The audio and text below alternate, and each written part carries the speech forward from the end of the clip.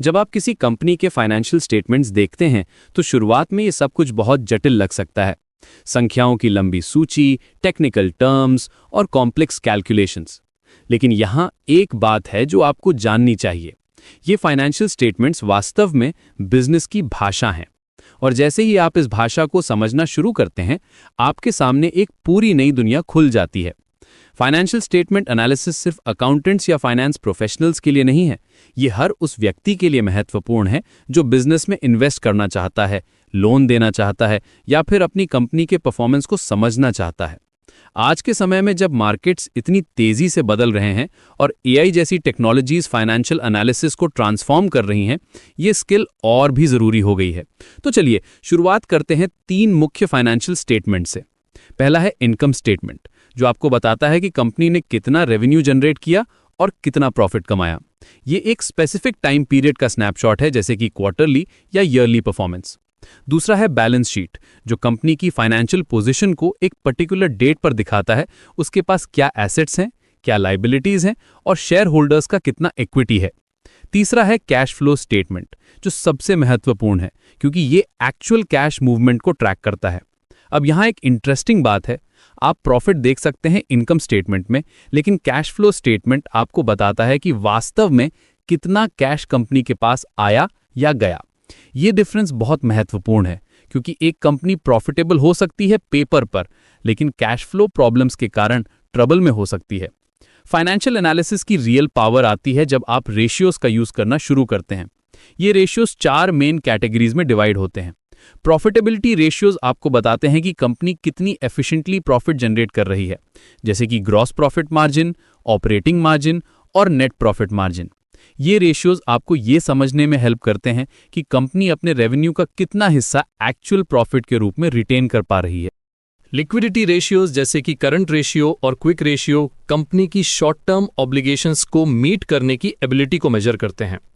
Current ratio simply current assets को current liabilities से divide करता है। अगर ये रेशियो 1 से ज्यादा है तो इसका मतलब है कि कंपनी के पास अपने शॉर्ट टर्म डेट्स को पे करने के लिए इनफ एसेट्स हैं। Solvency ratios long term financial stability को देखते हैं। डेट टू इक्विटी रेशियो एक क्लासिक एग्जांपल है जो आपको बताता है कि कंपनी कितना लेवरेज यूज कर रही है। अगर ये रेशियो बहुत हाई है तो ये इंडिकेट कर सकता है कि कंपनी पर बहुत डेट है जो रिस्की हो सकता है। एफिशिएंसी रेशियोज जैसे कि एसेट टर्नओवर और इन्वेंट्री टर्नओवर ये मेजर करते हैं कि कंपनी अपने रिसोर्सेज का कितना इफेक्टिव यूज कर रही है। ये रेशियोज पर्टिकुलरली यूजफुल हैं जब आप डिफरेंट कंपनीज को कंपेयर कर रहे हो सेम इंडस्ट्री में। लेकिन यहां एक क्रूशियल पॉइंट है, सिंगल रेशियो कभी भी कंप्लीट पिक्चर नहीं देता। आपको मल्टीपल रेशियोज को टुगेदर देखना होता है और उन्हें टाइम के साथ ट्रैक करना होता है। यही है ट्रेंड एनालिसिस का कॉन्सेप्ट। जब आप देखते हैं कि कोई रेशियो कंसिस्टेंटली इंप्रूव हो रहा है या डिटीरियोरेट हो रहा है, तो ये कंपनी की डायरेक्शन के बारे में वैल्यूएबल इनसाइट्स देता है। कॉमन साइज एनालिसिस भी एक पावरफुल टेक्निक है। इसमें आप हर लाइन आइटम को परसेंटेज के रूप में एक्सप्रेस करते हैं। इनकम स्टेटमेंट में आप सब कुछ रेवेन्यू के परसेंटेज के रूप में शो करते हैं। बैलेंस शीट में सब कुछ टोटल एसेट्स के परसेंटेज के रूप में। यह अप्रोच आपको डिफरेंट साइज्ड कंपनीज को इजीली कंपेयर करने में हेल्प करता है। अब जब आप ये सब टेक्निक सीख जाते हैं तो रियल मैजिक तब होता है जब आप इन्हें रियल वर्ल्ड सिनेरियोज में अप्लाई करते हैं। मान लीजिए आप एक कंपनी में इन्वेस्ट करने के बारे में सोच रहे हैं। आप पहले उसके प्रॉफिटेबिलिटी रेशियोज देखेंगे, क्या कंपनी कंसिस्टेंटली प्रॉफिटेबल है। फिर आप लिक्विडिटी देखेंगे, क्या कंपनी के पास इनफ कैश है ऑपरेशंस रन करने के लिए। सॉल्वेंसी रेशियोज आपको बताएंगे कि क्या कंपनी फाइनेंशियली स्टेबल है लॉन्ग टर्म के लिए। लेकिन यहां कुछ रेड फ्लैग्स भी हैं जिन पर आपको ध्यान देना चाहिए। अगर कंपनी का रेवेन्यू बढ़ रहा है लेकिन कैश फ्लो नेगेटिव है तो यह कंसर्निंग हो सकता है। अगर डेट लेवल्स रैपिडली इंक्रीज हो रहे हैं या फिर प्रॉफिट मार्जिन्स कंसिस्टेंटली डिक्लाइन हो रहे हैं तो ये वार्निंग साइन। फुटनोट्स और मैनेजमेंट्स डिस्कशन एंड एनालिसिस भी एक्सट्रीमली इंपॉर्टेंट है।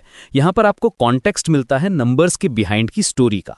मैनेजमेंट यहां एक्सप्लेन करती है कि क्यों सर्टेन चेंजेस हुए हैं, क्या चैलेंजेस हैं और फ्यूचर प्लान्स क्या हैं।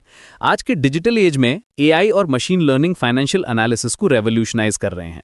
Real time data processing, automated ratio calculations और प्रेडिक्टिव एनालिटिक्स अब स्टैंडर्ड बन रहे हैं। लेकिन फंडामेंटल प्रिंसिपल्स वही रहते हैं। आपको समझना होता है कि नंबर्स क्या कह रहे हैं। फाइनेंशियल स्टेटमेंट एनालिसिस की लिमिटेशंस भी हैं। ये स्टेटमेंट्स हिस्टोरिकल डेटा पर बेस्ड होते हैं, करंट मार्केट कंडीशंस को फुली रिफ्लेक्ट नहीं कर सकते। डिफरेंट अकाउंटिंग मेथड्स भी कंपैरिजंस को कॉम्प्लिकेट कर सकते हैं। इसीलिए आपको हमेशा multiple sources of information use करनी चाहिए। जब आप सब कुछ पुट टुगेदर करते हैं, रेशियोज, ट्रेंड्स, इंडस्ट्री कंपैरिजंस और क्वालिटेटिव फैक्टर्स, तब आप इन्फॉर्म्ड डिसीजंस ले सकते हैं। चाहे आप इन्वेस्टर हों, लेंडर हों या मैनेजर हों, फाइनेंशियल एनालिसिस आपको कंपनी की ट्रू फाइनेंशियल हेल्थ समझने में हेल्प करता है। ये जर्नी ओवरवेलमिंग लग सकती है इनिशियली, लेकिन जैसे जैसे आप प्रैक्टिस करते हैं, पैटर्न्स दिखने लगते हैं। आप समझने लगते हैं कि कौन से रेशियोज किस इंडस्ट्री के लिए मोस्ट रेलेवेंट हैं, कैसे सीजनल फैक्टर्स को अकाउंट करना है और कैसी फ्यूचर परफॉर्मेंस को प्रिडिक्ट करना है। फाइनेंशियल लिटरेसी आज के टाइम में एक सुपर पावर है।